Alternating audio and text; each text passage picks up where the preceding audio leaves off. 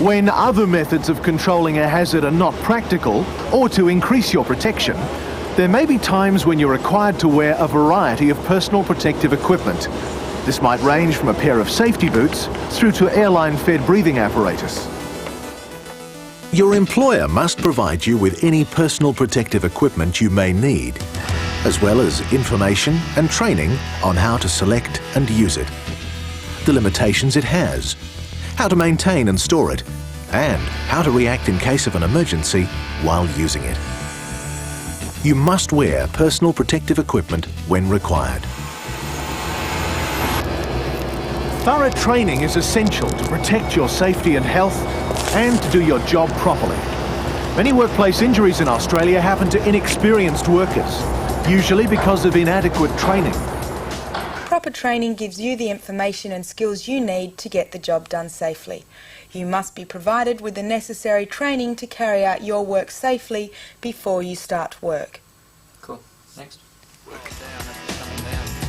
Your employer must provide training so you're able to identify and report the major hazards at your work, explain and understand the symbols used on occupational safety and health signs at your workplace, understand and follow procedures and work instructions for controlling risks, know how to use and store your personal protective equipment and clothing, follow procedures for reporting and dealing with accidents, incidents, illnesses, fires and emergencies. Know who your occupational safety and health representatives are and how you can contribute to the process of making your workplace safer. A hazard is anything which may cause injury or harm to a person. Material safety data sheets, occupational safety and health signs, and personal protective equipment and training are there to help keep you safe. Use them all. The 3 simple steps to a safe and healthy workplace are spot the hazard, assess the risk, make the changes. You must be provided with the training necessary to carry out your work safely before you start work.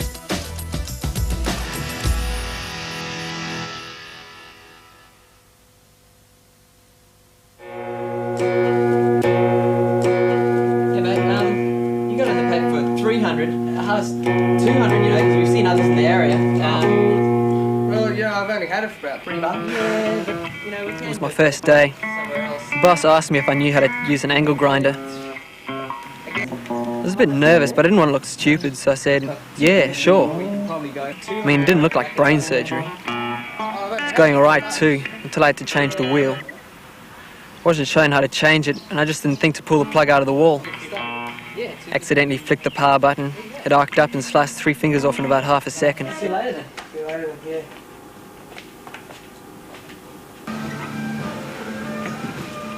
And Dad used to tell me my future was in my hands.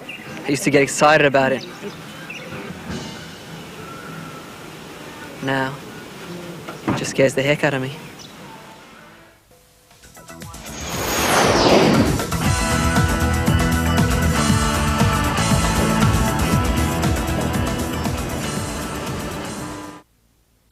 Where your health and safety is concerned, prevention is always better than cure. But incidents and accidents do happen, so you must know how to respond to them. To do that, you need skills and knowledge, and you get them from your employer.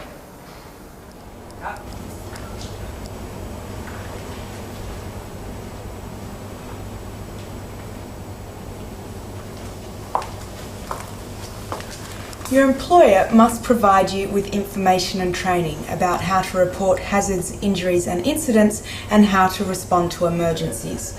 You must also be given thorough training in the responses you are expected to make in any of these situations. If you or your workmates are injured in an accident, then first aid is crucial.